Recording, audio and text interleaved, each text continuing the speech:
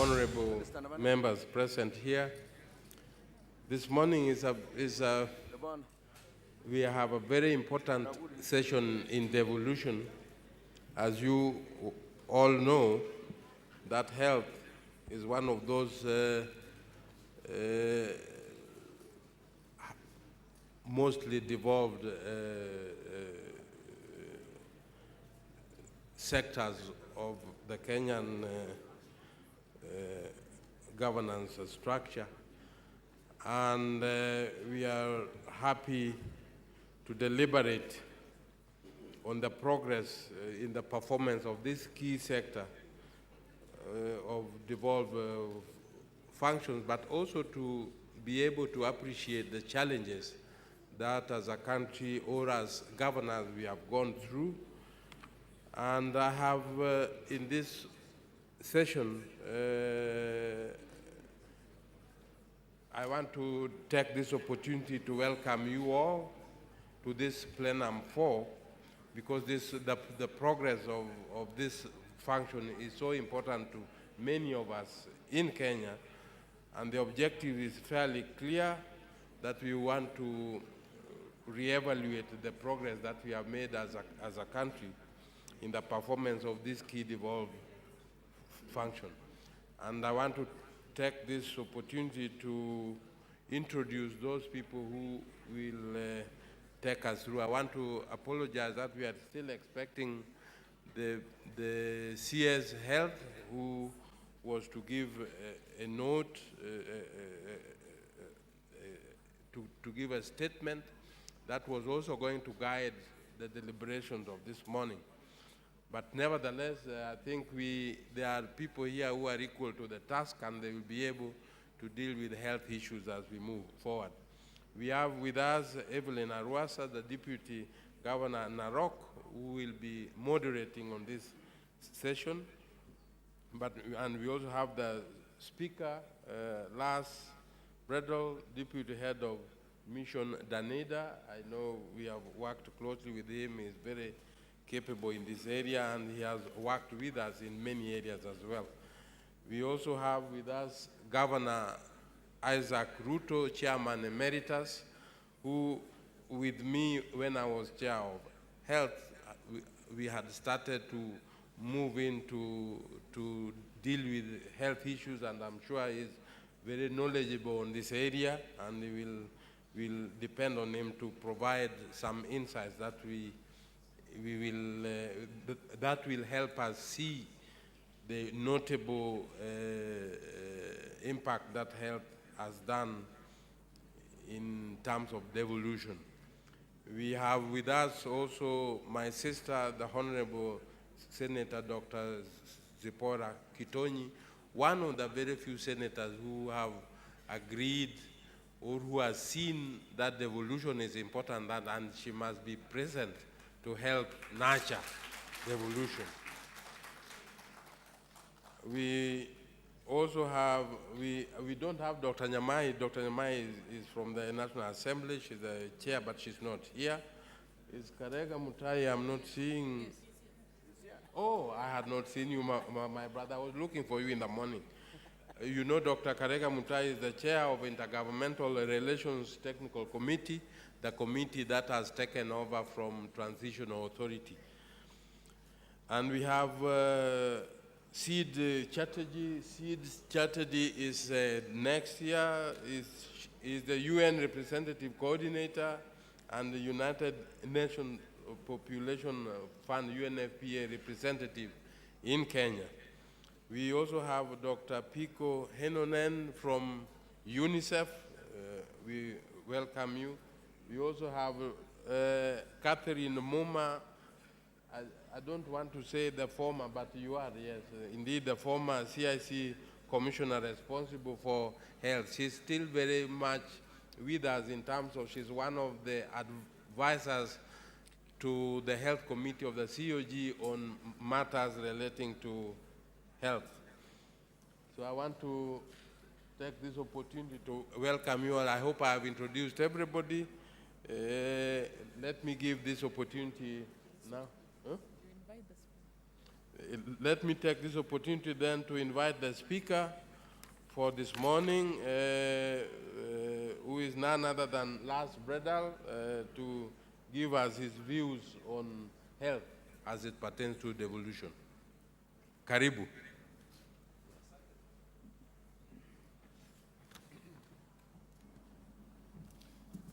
Good morning. Governors, Senator, government officials, development partners, all protocol observed. Thank you very much for this honor to say a few words about what Danida is doing in Kenya in the health sector. Before going to this, I would like to mention that Danida is only one among many donors in the health sector. Danida has a budget of 6.5 billion Kenya shillings for a 5-year period for health, but we have other donors like, for example, the US that are dispersing more than that in just one single year for health. We also have other big donors like Japan, UK, Germany, World Bank, UN, and without their assistance for medicine, infrastructure, and training of personnel, the little assistance that Danida is doing would not do any impact. The so-called Danida model that I have been asked to say a few words about is a catalytic model. We have a new country program for Kenya for a 5-year period that my Minister for Foreign Affairs agreed with Cabinet Secretary Rutich when he was here in December. That country program has a total budget of 15 billion Kenya shilling for a 4.5-year period. It may sound like a big figure, but in reality it's a drop in the ocean. And if that should do any impact, it has to be very strategic and very targeted. So what we are trying to do with that country program is that we support devolution in any way we can do. That is where we think we can do a difference. Let me, with the example of the health sector, explain how we see our catalytic role. First, I will say something that is not what interests the governors the most. They are more interested in how we channel funds directly to each and single county. But I would like first to go into the substance, what it is we are doing in the health sector. In 2006, we made a review in Danida. We had been more than 30 years in the health sector, and we were wondering, why don't we get better impact? We see more and more health facilities all over the country. We see more staff, we see medicine coming in, but the health indicators are still very poor. What can we do with our little money? Now, Karuchi, are you here? Because yesterday I was instructed before we were to make this speech that I only had 7 minutes and I was not allowed to be boring. So to attempt not to be boring, I want you to come up here. I have a question to you. So I assume that Karuchi is not a health specialist. Now I'm going to ask him a question. If you imagine you have a county, you need 5 things to make a health facility efficient. You need the building, you need equipment, you need medicine, and you need staff. The 5th thing, what was missing there? You have 10 seconds to give your best bit. Patience. Patience, he said. All right, thank you very much. Answer was wrong. If you have the building, you have the medicine, you have the equipment, you have the doctor. It's now 8 o'clock at night. A woman is coming to that facility to give birth. You have no water, you have no electricity. What is that doctor going to do? He can wait until the next morning. So what the little Danida money is doing is that it is paying for the water and electricity that often miss in the budget of the health minister at the county level. We will do that for a number of years, and that will give the county financial executive the time to find that money in the budget and ensure that that is also there for the health facility. So what we are doing after that study we made in 2006 is that for every single gazetted primary health facility at level 2 and 3, there are 3,313 of them. They get every quarter a grant from Danida to cover those expenses so the doctor can help the woman to give birth when it is dark, and when the sun is shining, there's also water to help with that. All right, then in 2013 came devolution. And we were then looking at what are we doing now? Because that was the most devolved function. Before it was Ministry of Health that administered that money. Now the responsibility was given to counties.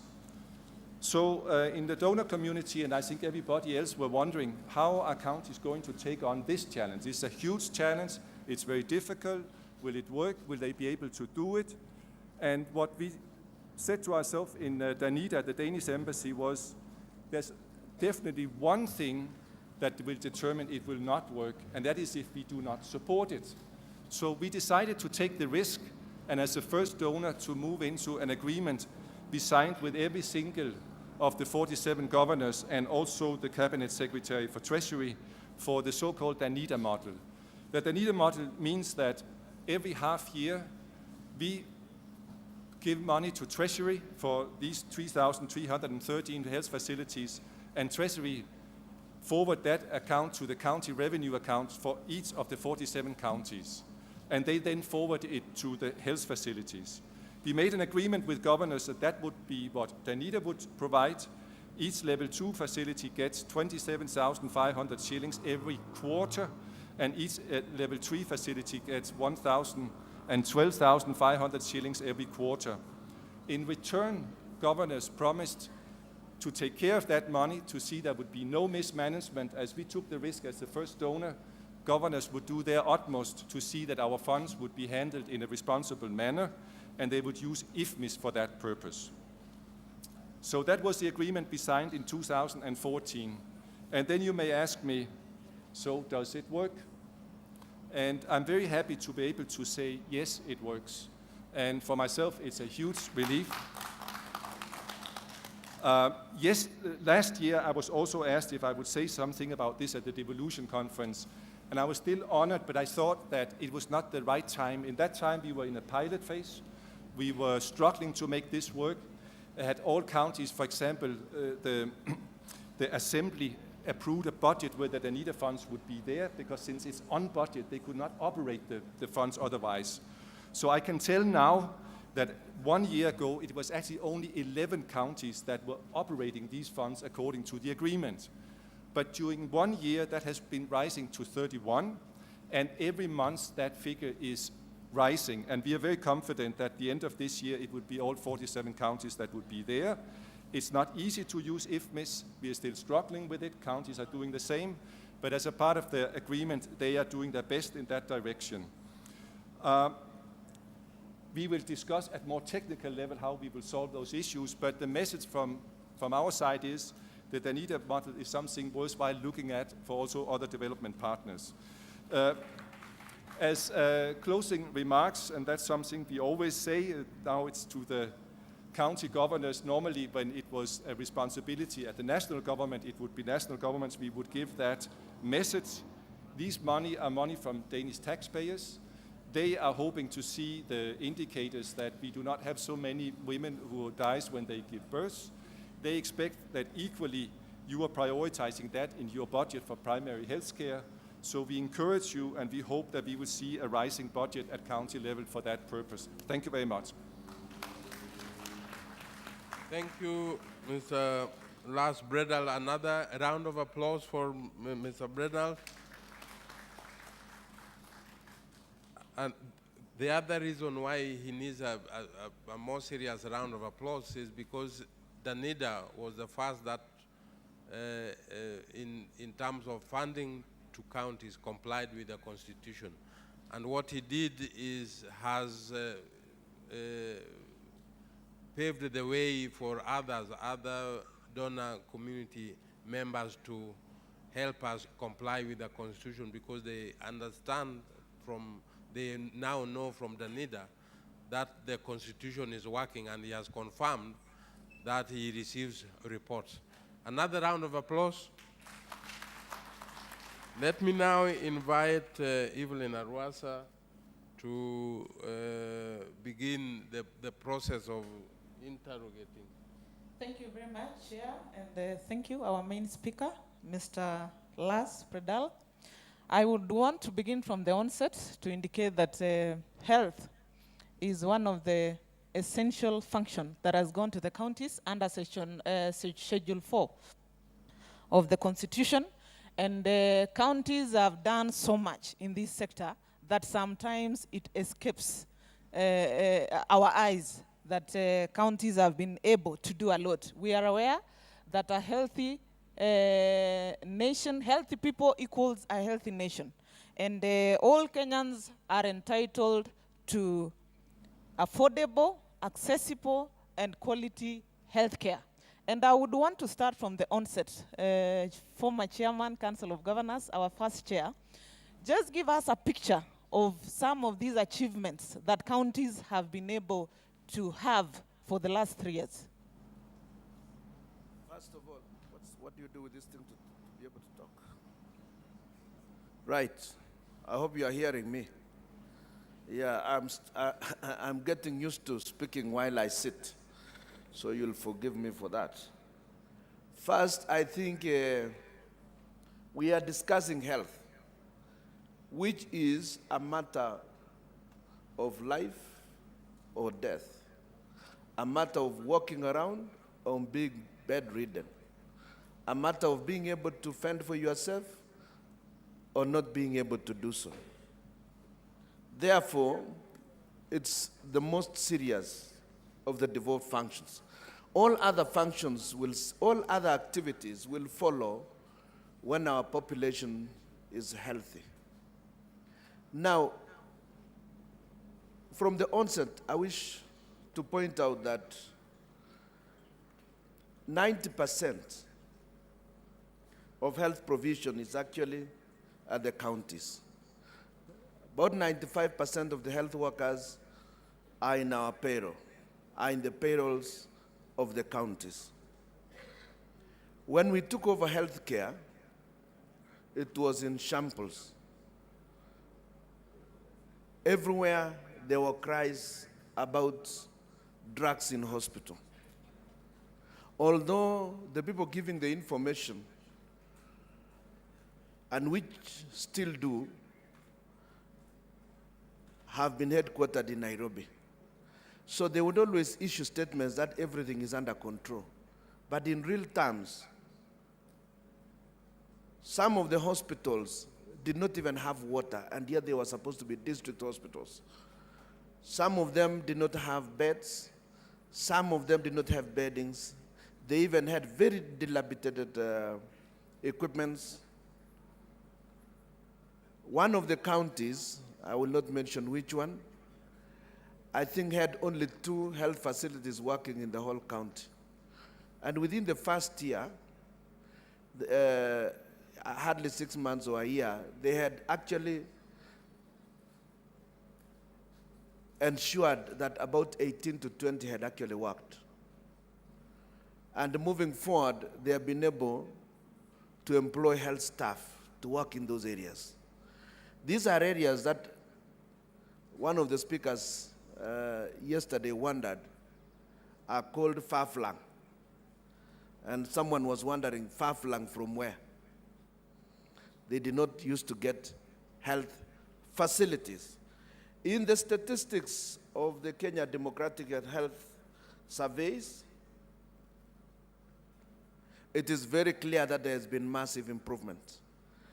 We now have the delivery, like we were told yesterday, of over 40% of provision of medical, the drugs. Although it is the same KEMSA that is still doing it. Now, counties now have ambulance services that work. The most important thing is to get the patient to hospital, and in fact to handle that patient upon the arrival of that equipment. A lot of hospitals now are able to take their sick to hospital. In those facilities, we now have ICU equipment in a number of hospitals. Our sub-county hospitals are now able to handle patients better. We have increased the number of doctors now available. We saw the statistics that they were about 3,000 something when we were taking over. We are now over 4,000, close to 4,500. We are now able to deliver more resources direct to the dispensaries. And one of the most successful modern has been the Danida, and thank you very much. they are able to give their support directly. And the counties are able to put in a bit more. I know of a lot of counties add more support. It used to be 23,000 shillings, I think, to every dispensary. Some counties are putting up to 50,000 per month, 40,000 per month, 30,000 per month to every facility continuously. Now, what are we talking about? Even access, for example, getting people out of villages to go to their dispensaries used to require to be taken with gunias. Some of them were being ferried on donkeys. Now, even mabarabara have been improved. Now, there are challenges because we continue to receive money in the funding in a very, very erratic manner. For instance, the money for maternity, free maternity. We tried to offer free maternity, but for example, the previous financial year, I think that was 2014, 2015, a lot of that money never got out of Ministry of Health headquarters. We never received that money. But a lot of counties continued to give that same free maternity. There has been a marked decline in maternal deaths, but it is still a problem. If we can sort out funding, for instance, even as we talk now, in this year's budget, there are only 4 referral hospitals under the headquarters Ministry of Health. But they are getting upwards close to, I think, 60 billion for those facilities. One of them is taking about 12, I think, a billion. Another one is 4.5. That is Kenyatta National and the Moi Teaching and Referral Hospitals getting 4.5 billion. While when we ask for funding for the, Nakuru General Hospital, which handles a lot of patients, it's difficult to get funding. All those major referral hospitals across the counties, which are slightly higher than the ones that are now emerging in counties, because each county has now has some referral hospital, but not at the same level. But there are certain old ones, like the ones in Kisumu, the one in Nakuru, the one in Mombasa, but they are told to share hardly 2 billion shillings amongst themselves, all the 8. Now, funding is the greatest challenge. And there are several structures that have been set up at the Ministry of Health. They still want to continue handling healthcare from Nairobi. They want money from Treasury to go there, and that money may never arrive in time for us to be able to do the requisite improvements. These are some of the challenges that we are facing in healthcare, and that more open discussion on this would help us unlock quite some resources that would help our people move forward. So by and large, obviously, healthcare has moved great leaps up to now. Thank you very much, Governor. And you've talked about the challenges. That was something that I would want to ask you to further speak on it, because the money that is allocated to counties in terms of health have been greatly reduced due to these functions that are being held by the national government, and yet these are county functions. You find that the national ministry, the health ministry, has got a very huge budget currently on issues to do with health. And you find the challenges that counties are facing, even in terms of personnel, are also directed towards this funding coming from national government. What is your view on that? It's the greatest challenge, is the fact that the Ministry of Health is used to handling just money. It looks like it is for the sake of it.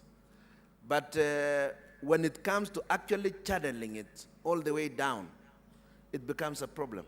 Even their procurement systems tend to gobble up a lot of that money. If they choose, for example, take for example the one they are telling us about managed equipment. While it's a great idea, it has never been discussed to its finality. It's only harassment, and you are supposed to receive it, or you are demonized publicly. But the detailed explanations are never forthcoming. Now, for instance, that the greatest, take for example the maternal, which is the free maternity. Free maternity funds hardly arrive. They also do not conform to the actual costs.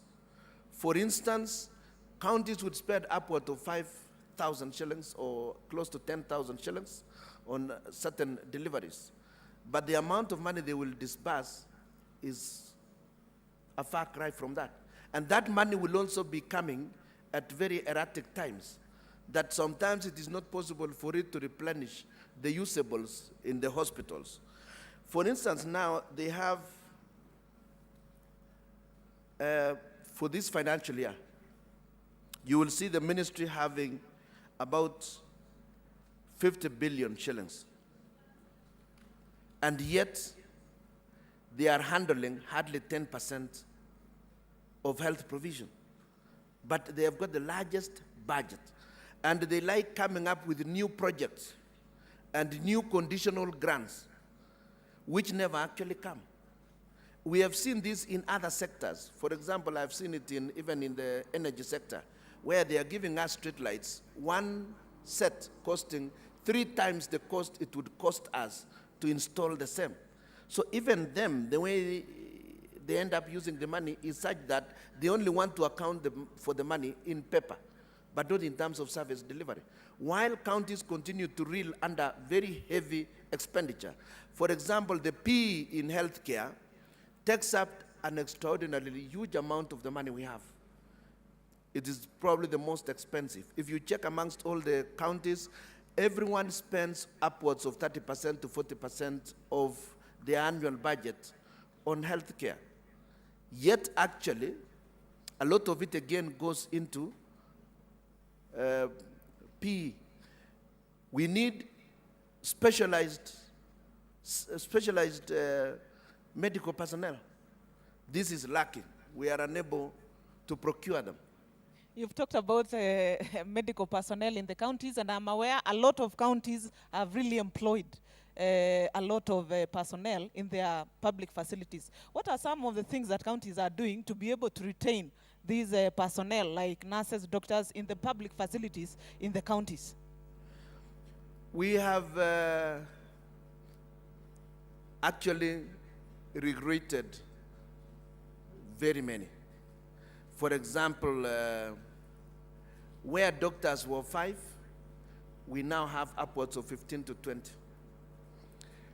And the challenge we have is that that is still not enough. You will find that in our dispensaries, we need clinical officers, and we need the nurse, and maybe one more, and then the support staff. But as of now, hardly any county can afford a clinical officer in every dispensary. The clinical officers are now at the health centers. Now, while we have increased the number of staff, even the doctors have, the numbers have risen. The real issue is that the deficit is still massive. We still need to employ. You find in Danida's disbursements, they also support nurses to be employed by the facility on temporary terms. Really, I don't think that is the way we want to go. That was supposed to be a stopgap measure. These type of things are supposed to only be for startups, but we should be planning now to bring them on board and get more qualified staff in those areas who are on permanent terms. When you find grumbling in the health sector, it's because of some of these little hitches that we still have as we set ourselves up. Nevertheless, therefore, that means more funding for healthcare is required. Thank you very much. And coming to you, Honorable Senator Dr. Sipora Kitonyi, we are aware that in the budget of 2015-2016, county functions relating to health have been captured in the national budget as one of the strategic interventions, and have been funded to a tune of 22.5 billion. Maybe you tell us who and what determines these strategic interventions.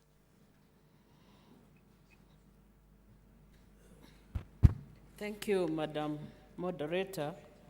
I think on the onset, allow me to allay the misconception that is among many of our minds that the Senate has not been able to do anything.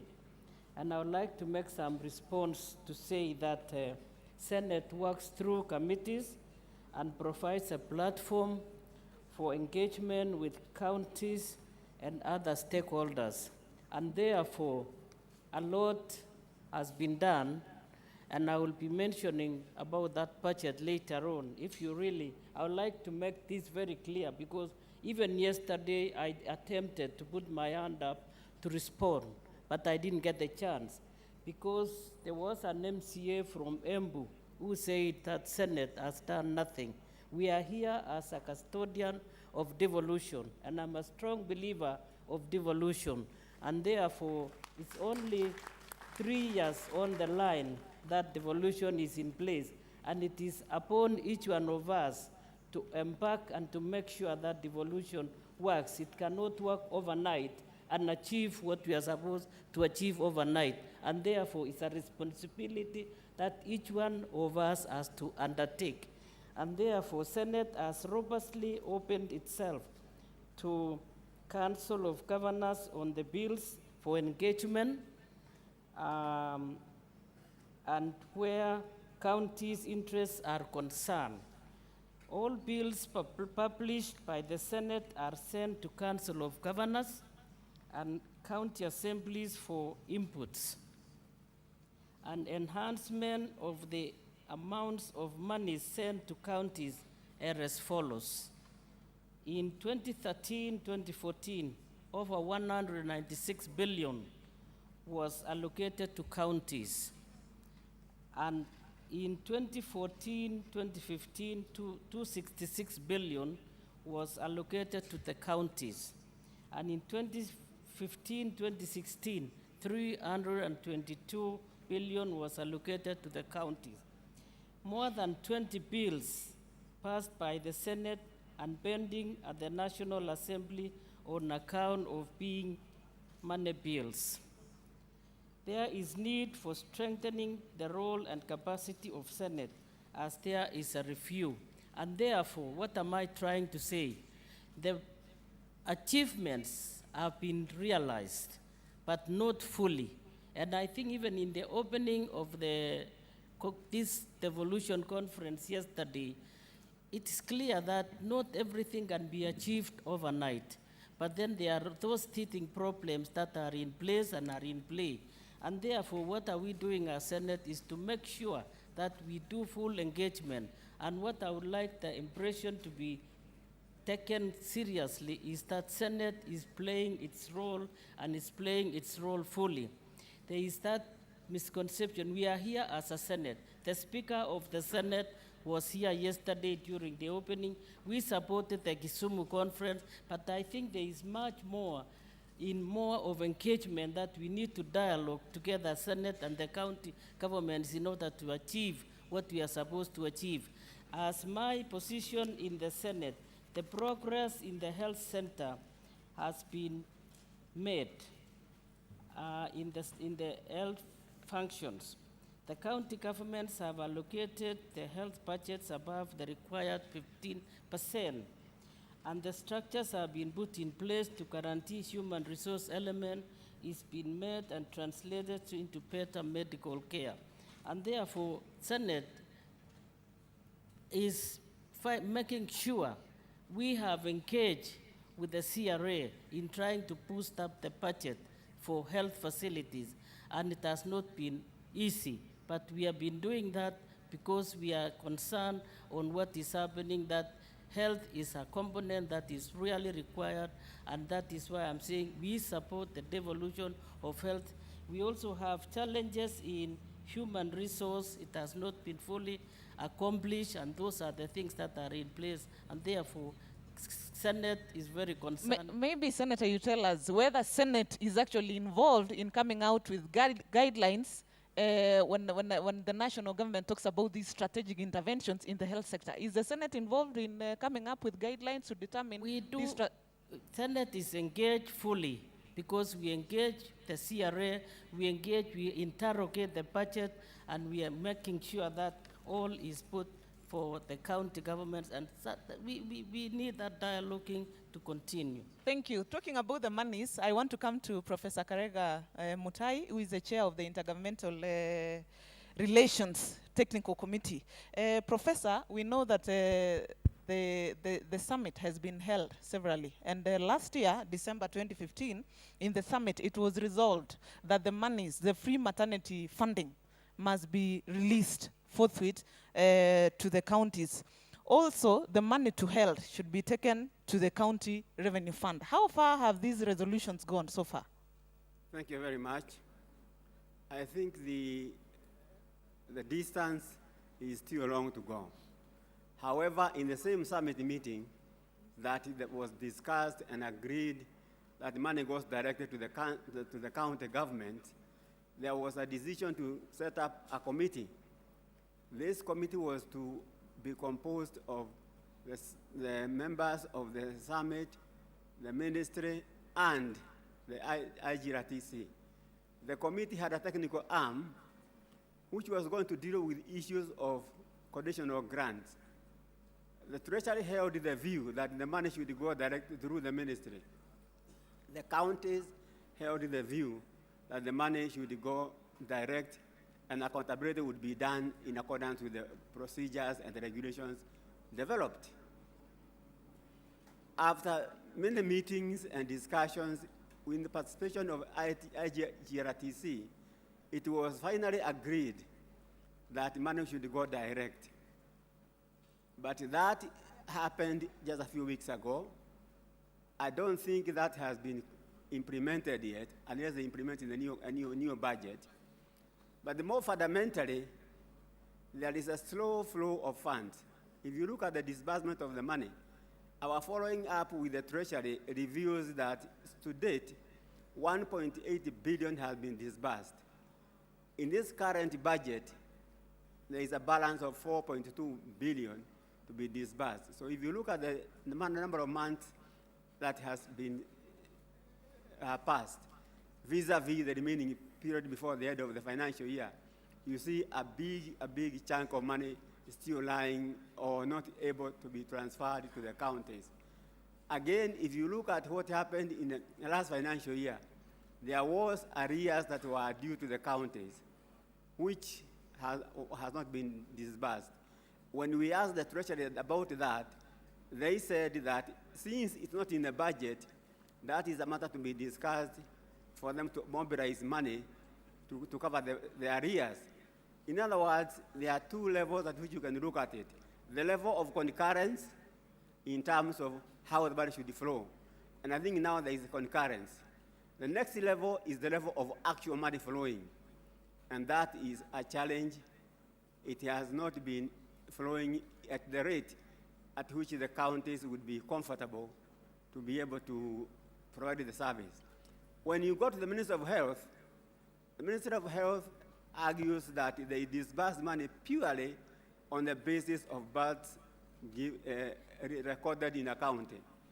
And their argument is, if there is a county that thinks they have been given less money, provided the figures of the births there, we shall take the responsibility to disburse the money. They argue that no county gets less. Every county gets the money that is equal to the number of births that have taken place in the county. Thank you, Professor. Before I come to Catherine on the issues of legal issues on the flow of money, I would want to invite the chair to recognize. Yes, allow me to recognize the arrival of CS Agriculture, Willie Bet Karibu. I know you are in the next session, but we want to take this early opportunity to welcome you to the conference. Karibu. Thank you very much, Chair. Ms. Catherine Muma, Commissioner. The funds provided as grants to counties, we are still talking about money. What are some of the key constitutional and legal issues that should be put in place or taken into account to develop a better system to ensure the flow of this money to counties? Thank you.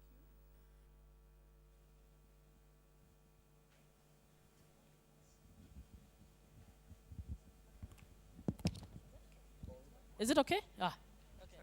Now,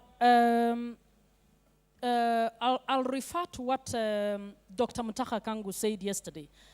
Dr. Mutaka Kangu said that at the center of the architecture of the Constitution of Kenya is devolution.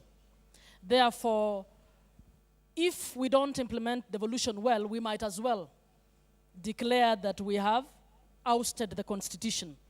And anybody, therefore, who tries to undermine the implementation of devolution is equivalent to somebody who's staging a coup against the Constitution. And my classmate, Wachira Maina, then made the point that the key determinant as to whether we will implement devolution or not lies at the center of how the resources will be facilitated to ensure that they align with the devolved system of government. So those are two issues that all implementers at both the national and the county level need to take into account when designing how to come up with systems to facilitate the flow of funds